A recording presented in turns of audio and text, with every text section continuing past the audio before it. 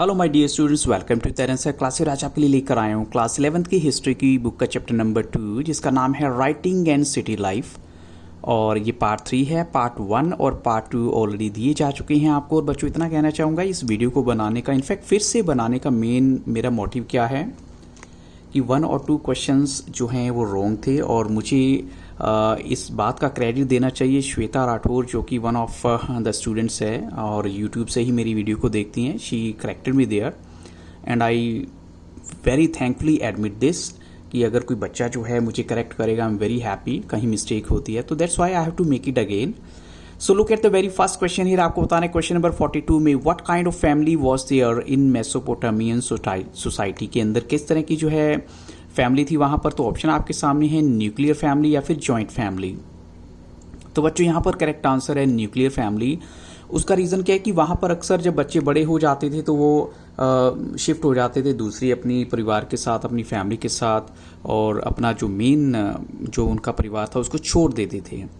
अब चलते हैं क्वेश्चन नंबर 43 के लिए। Who was the head of the family in Mesopotamian society. वहाँ पर जो है फैमिली का हेड कौन होता था। जैसे हम आज की डेट में भी जो है किसी न किसी को फैमिली का हेड मानते हैं, तो वहाँ पर कौन होता था। ऑप्शन आपके सामने है, फादर या फिर मदर या फिर एल्डर सन। आपको एग्जैक्ट आंसर बताना है इनमें से बच्चों। तो करेक्ट आंसर है, वहाँ पर भी जो फैमिली का हेड है वो फादर ही होते थे, यानी पिता जो है हेड होते थे। अब चलते हैं क्वेश्चन नंबर 44 के लिए। When were the ordinary houses of town और एक्सकेवेटेड, यानी एक्सकेवेट करना क्या होता है, जब इन घरों को ढूंढा गया। आज की डेट में कब ढूंढा गया। ऑप्शन आपके सामने हैं, इन 1930s, इन 1950s, इन 1960s या फिर इन 1970s। तो बच्चों यहाँ पर करेक्ट आंसर है ऑप्शन ए, 1930s में इनको ढूंढा गया था, एक्सकेवेट किया गया था। और उसके बाद सारी जो है इनकी सिटी प्लानिंग को देखा गया, कैसे इन्होंने घरों को अपने डेवलप किया था, बनाया था। अब चलते हैं नेक्स्ट क्वेश्चन के लिए। तो नेक्स्ट क्वेश्चन है हमारा question number 45। Y could the wheeled carts not have reached many of the houses. ये बड़ा कॉमन सा क्वेश्चन है कि अगर व्हील्ड कार्ट होती हैं, जैसे गाड़ियाँ होती हैं, बैलगाड़ी होती हैं छोटी छोटी जो है, या फिर लोग उनको जो है खुद ड्राइव करते थे अपने हाथों से, वो काफ़ी सारे घरों में क्यों नहीं जा पाती थी। उसका रीज़न क्या था। Because there were no wheeled carts, यानी कोई व्हील्ड कार्ट्स थी ही नहीं, या कहें because of the narrow vending streets, या फिर जो गलियां वहाँ बड़ी तंग थी। तो बच्चों इन दोनों में से एक आंसर आपको देना है। करेक्ट क्या होना चाहिए यहाँ पर। तो बच्चों यहाँ करेक्ट आंसर है ऑप्शन बी, क्योंकि वहाँ पर जो गलियां हैं बड़ी तंग थी, छोटा रास्ता था, इसलिए जो है व्हील्ड कार्ट जो है काफ़ी सारे घरों में नहीं जा पाती थी। Question number 46।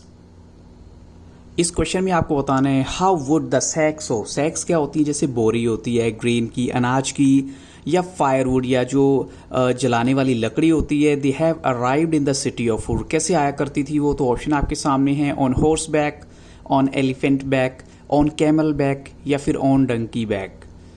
डंकी आपको पता ही होगा बच्चों। तो करेक्ट आंसर क्या होना चाहिए। Yes, the correct answer is option D, यहाँ पर ऑन डंकी बैक। अब चलते हैं क्वेश्चन नंबर 47 के लिए। What indicated an absence of town planning in the city of Ur। यानी किससे पता लगता है कि वहाँ टाउन प्लानिंग जो है उसमें थोड़ी सी गड़बड़ थी, एब्सेंस थी टाउन प्लानिंग की, यानी शहर को बनाने का जो नक्शा है वहाँ पर कुछ गड़बड़ थी। ऑप्शन आपके सामने है, एक तो नैरो वेंडिंग स्ट्रीट्स, जैसा कि ऑलरेडी हम पढ़ चुके हैं, या फिर कहीं irregular shapes of the house plots, या घरों के जो प्लॉट्स हैं उनकी शेप जो है घरों की वो इरेगुलर सी थी, अच्छी नहीं थी, प्रॉपर नहीं थी हर एक घर की। ओनली ए या फिर कहीं दोनों ही करेक्ट होने चाहिए। तो बच्चों यहाँ पर करेक्ट आंसर क्या होगा। यहाँ राइट आंसर है option D, both A and B जो है करेक्ट है। अब चलते हैं क्वेश्चन नंबर 48 के लिए। What made the street levels to be risen in the city of Ur. यानी क्या रीज़न था जिसकी वजह से उर सिटी में स्ट्रीट का लेवल उसको थोड़ा सा ऊपर किया गया, उठाया गया। तो ऑप्शन आपके सामने है, because of the sewer problem, या कहें because people seem to have swept all their household refuse into the द स्ट्रीट्स। या ऐसा था कि शायद लोगों ने अपने घरों का जो कचरा है वो सब गलियों में फेंक दिया था, या कहें people seem to have swept all their household refuse in the drains, या उन्होंने नालियों में फेंक दिया था अपना कचरा जो है। तो बच्चों करेक्ट आंसर क्या होना चाहिए। और यहाँ पर राइट आंसर है ऑप्शन बी, उन्होंने जो है अपना कचरा गलियों में फेंक दिया था, जिसकी वजह से वही जो कचरा उनके पैरों में आता गया और वो नीचे जमता गया, और जो गलियों का लेवल जो है वो थोड़ा सा हाई हो गया, ऊपर उठ गया। अब चलते हैं question number 49। How would the light come to the house in the city of Ur, यानी लोगों के घरों में लाइट कहाँ से आया करती थी अगर उर के घरों की बात करें तो ऑप्शन आपके सामने है थ्रू द विंडो, या फिर doorways opening into the kitchen, या फिर जो दरवाज़ा जो है opening into the court yard, या फिर कहीं ऑल ऑफ दीज, सभी से जो है रोशनी आया करती थी घरों में। तो बच्चों यहाँ पर करेक्ट आंसर है doorways opening into the court yard, यानी जो कोर्ट यार्ड में दरवाज़ा खुलता था, घर के आंगन में जो दरवाज़ा खुलता था वहीं से रोशनी आया करती थी। क्वेश्चन नंबर 50 है what was the superstition of the people of Ur about the house raised threshold. Threshold क्या होता है? जो घर की दहलीज होती है, जो एंट्रेंस होता है, अगर वो थोड़ा सा उठा हुआ होता था तो उर के लोगों को क्या मानना था, उनका अंधविश्वास क्या था, इसका क्या मतलब होगा? ऑप्शन आपके सामने है रेज्ड थ्रेशोल्ड ब्रॉट वेल्थ, यानी पैसा लेकर आएगा, या रेज थ्रेशोल्ड ब्रॉट पीस, शांति लेकर आएगा, या रेज थ्रेशोल्ड ब्रॉट रुइन, या फिर रेज थ्रेशोल्ड ब्रॉट रेन। तो बच्चों करेक्ट आंसर यहाँ पर क्या होना चाहिए? तो बच्चों यहाँ करेक्ट आंसर है ऑप्शन जो है ए, यानी रेज थ्रेशोल्ड का मतलब था, जो उठी हुई दहलीज का मतलब था इट ब्रॉट वेल्थ, यानी पैसा आता था घर में। अब चलते हैं क्वेश्चन नंबर 51 के लिए। A front door that did not open towards another house was, यानी एक ऐसा जो दरवाजा और सामने का दरवाजा जो किसी दूसरे हाउस के सामने नहीं खुलता था, उसका क्या मतलब था? बुरा संकेत, या फिर वो बहुत लकी होता था, या अनफॉर्चुनेट था, या फिर इरेलीवेंट था जिसका कोई यूज़ नहीं है। तो बच्चों यहाँ पर करेक्ट आंसर है वो दरवाज़ा बहुत लकी होता था, यानी option B is the correct answer. Question number 52 है if the main wooden door opened outwards, अगर जो मेन जो लकड़ी का दरवाज़ा बाहर की तरफ खुलता था तो उसका क्या मतलब होता था? The wife would be a torment to her husband, या फिर कहीं the mother would be a torment to her son, the mother would be a torment to her daughter, the father would be a torment to his son. तो बच्चों यहाँ जो सबसे बड़ी problem थी वो क्या थी, जो ऐसा उन लोगों का मानना था। तो ऑप्शन ए जो है यहाँ पर करेक्ट आंसर है कि जो वाइफ है वो अपने हस्बैंड के लिए कहीं ना कहीं कुछ ना कुछ प्रॉब्लम कर देती थी। क्वेश्चन 53 है when did the royal capital of मारी फ्लोरिश, यानी कब जो है रॉयल कैपिटल जो मारी की फ्लोरिश की। तो ऑप्शन आपके सामने है after 2000 BCE, after 2000 AD, after 2500 BCE, या फिर आफ्टर 1500 BCE। तो बच्चों यहाँ पर करेक्ट आंसर है ऑप्शन ए, यानी आफ्टर 2000 BC जो है वो फ्लोरिश की थी उस जो मारी जो सिटी ने। अब चलते हैं क्वेश्चन नंबर 54 के लिए। थ्रू मेसोपोटामियंस हिस्ट्री अगर हम देखें कौन जो थे जो filtered into the prosperous agricultural heartland, जो फिल्टर्ड का मतलब क्या होता है? मूव करना, pass through into the prosperous agricultural heartland, यानी वो लोग कौन थे? ऑप्शन आपके सामने हैं नोमैडिक कम्युनिटीज थी ऑफ द वेस्टर्न डेजर्ट, या nomadic communities of the northern desert, nomadic communities of the southern desert, या फिर nomadic communities of the eastern desert. तो बच्चों यहाँ पर करेक्ट आंसर क्या है? यहाँ राइट आंसर है ऑप्शन ए, यानी जो वेस्टर्न डेजर्ट की जो नोमैडिक कम्युनिटीज थी वो ऐसी जो बड़े अच्छी एरिया से जो है हार्टलैंड से होकर निकलती थी। अब चलते हैं नेक्स्ट क्वेश्चन के लिए। हु वाज डेजन, डेजन एक्चुअल में थे कौन? तो गॉड ऑफ द स्टेपी, ये God of the war, God of the rain, ये गॉड ऑफ द विंड। तो बच्चों यहाँ पर करेक्ट आंसर क्या है? यहाँ पर करेक्ट आंसर है option A, God of the steppe. Steppe का मतलब क्या होता है? काफ़ी लंबे, यानी एक एरिया जहाँ पर ट्रीज नहीं होते, प्लेन एरिया होता है, और उसको जो बोलते हैं गॉड ऑफ द स्टेपी। जैसे कि पहले ही लोग मानते थे, धरती माँ मानते थे, ऐसे लाइक नेचर को अपनी काफ़ी जो है इंपॉर्टेंस देते थे वो लोग। अब चलते हैं क्वेश्चन नंबर 56 के लिए। Who were the Kings of मारी, आपको बताना है मारी के किंग्स एक्चुअल में थे कौन। ऑप्शन है अकेडियंस, एमोराइट्स, असाइरियंस, या फिर अरेमियंस। तो बच्चों यहाँ करेक्ट आंसर क्या है? यहाँ पर राइट आंसर है ऑप्शन बी, जिसको बोलते हैं एमोराइट्स जो हैं वो वहाँ के किंग थे। अब चलते हैं क्वेश्चन नंबर 57 के लिए। Which statement is true about the Kings of मारी, यानी वहाँ के जो मारी के राजाओं के बारे में कौन सी स्टेटमेंट बिल्कुल सही है? They were Amorites whose dress differed from that of the original inhabitants, यानी वो एमोराइट्स थे और उनकी ड्रेस डिफर करती थी ओरिजिनल इनहेबिटेंट्स से। They respected not only the gods of Mesopotamia but also raise a temple at Mari for Dagan. तो यहाँ कहेंगे ओनली ए, या फिर कहीं बोथ, यानी भी दोनों करेक्ट होनी चाहिए। तो बच्चों ये बात तो श्योर है कि उनकी ड्रेस डिफरेंट थी, क्योंकि वो पहली बार जो है वो बाहर के लोग थे, लेकिन उनकी ड्रेस वहाँ के ओरिजिनल इनहेबिटेंट से अलग तो थी ही। साथ में उनकी खास बात क्या थी कि उन्होंने जो है रिस्पेक्ट दी थी जो वहाँ के गॉड्स थे। तो इसलिए जो है ऑप्शन हम कहेंगे डी करेक्ट है, बोथ ए एंड बी दोनों करेक्ट है। अब चलते हैं क्वेश्चन नंबर 58 के लिए। Why did the Kings of मारी नीड टू बी विजिलेंट, यानी उनको वॉचफुल क्यों होना पड़ता था, उनको अलर्ट क्यों रहना पड़ता था उन राजाओं को। ऑप्शन आपके सामने है, बिकॉज ऑफ द एनिमीज यानी दुश्मनों की वजह से, because herders of various tribes were allowed to move in the kingdom, क्योंकि बड़े सारे हर्डर्स को बोला गया था कि तुम मूव कर सकते हो किंगडम में। तो या कहीं ओनली ए करेक्ट है या फिर ओनली बी करेक्ट है बच्चों, क्या करेक्ट होना चाहिए यहाँ पर।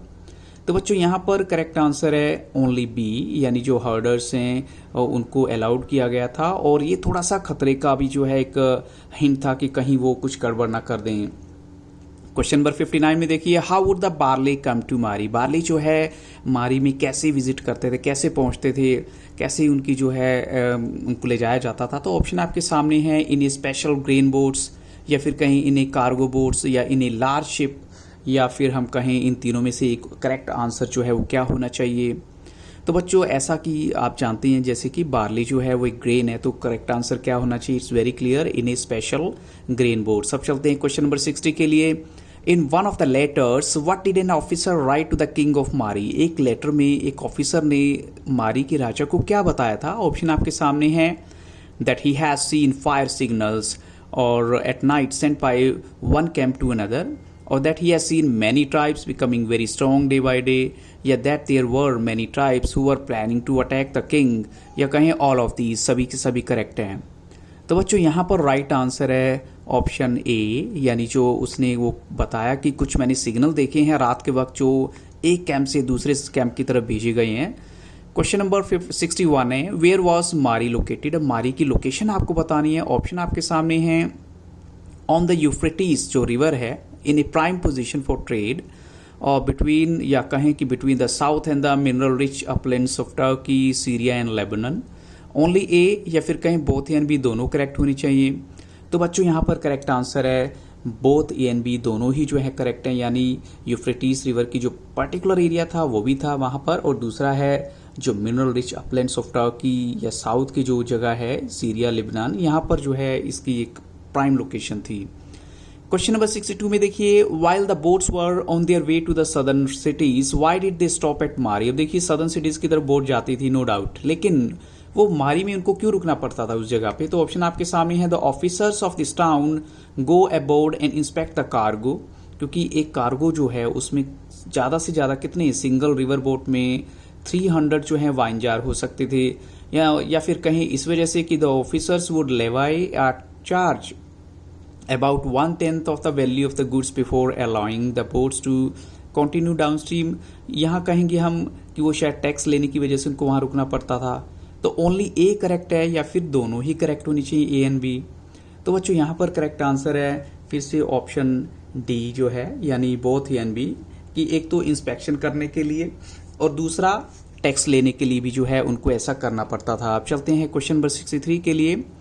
व्हाट वाज एलेशिया, आपको बताना है एलेशिया क्या है। ऑप्शन आपके सामने हैं, the island of Cyprus known for its copper, या कहीं the island of Cyprus known for its natural beauty, the island of Cyprus known for its rice, the island of Cyprus known for its barley. तो बच्चों यहाँ correct answer क्या होना चाहिए, यहाँ पर राइट आंसर है ऑप्शन ए, यानी the island of Cyprus known for its copper. So option A is the correct answer. अब चलते हैं question number 64, which statement is true about Gilgamesh epic. Gilgamesh epic के बारे में, एपिक होता है एक महाकाव्य है जो, तो उसके बारे में कौन सी स्टेटमेंट करेक्ट है। It was written on 10 tablets, या फिर कहें it was written on 11 tablets, और it was written on 12 tablets, और it was written on 15 tablets. तो बच्चों यहाँ पर correct answer, yes right answer is option C, it was written on 12 tablets. अब चलते हैं क्वेश्चन नंबर 65 के लिए। Which statement about Gilgamesh is true, यहाँ गिलगामेश के बारे में कौन सी बात सही है। यानी जो राजा थे, he said to have rule the city of Uruk sometimes after Enmerkar, या कहीं he said to have rule the city of Uruk sometime before Enmerkar. Only A या फिर कहें ओनली बी, दोनों में से एक स्टेटमेंट बच्चों करेक्ट है। तो बच्चों यहाँ पर राइट आंसर क्या है, यहाँ राइट आंसर है ओनली ए, यानी उसने जो है आफ्टर अनमार्कर जो है थोड़े टाइम के लिए कहेंगे कि राज किया था। अब चलते हैं क्वेश्चन नंबर 66 के लिए। Which tablets of Mesopotamia are related to the multiplication and division tables, square root tables and tables of compound interest, यानी वो टैबलेट्स कौन से हैं जिन पे ये सब कुछ आपको मिल जाएगा। तो ऑप्शन आपके सामने हैं टैबलेट्स ऑफ अराउंड 1700 BCE, या टैबलेट्स ऑफ अराउंड 1800 BCE, या टैबलेट्स ऑफ अराउंड 1900 BCE या 1600 BCE। तो बच्चों यहाँ करेक्ट आंसर क्या होना चाहिए, तो बच्चों यहाँ पर करेक्ट आंसर है टैबलेट्स ऑफ अराउंड 1800 BCE जो है वो इन सब चीज़ों से रिलेटेड थे। अब चलते हैं नेक्स्ट क्वेश्चन के लिए। From where we have learn the time divisions, यानी टाइम की डिवीजन के बारे में हमें कहाँ से पता चला है, हमने कहाँ से सीखा है। तो ऑप्शन आपके सामने है from the Romans, from the Europeans, from the मेसोपोटामियंस, या फिर फ्रॉम द इस्लाम। तो बच्चों यहाँ पर very clear answer from the मेसोपोटामियंस जो है, हमने ये सब कुछ सीखा है। और इन्हीं क्वेश्चंस के साथ इस वीडियो को यहाँ स्टॉप करूँगा। I hope so these questions will definitely help you lot, and if you have not gone through the playlist on my channel, just visit the playlist. You will get definitely different videos on different subjects. So thank you really very much, and have a very nice day.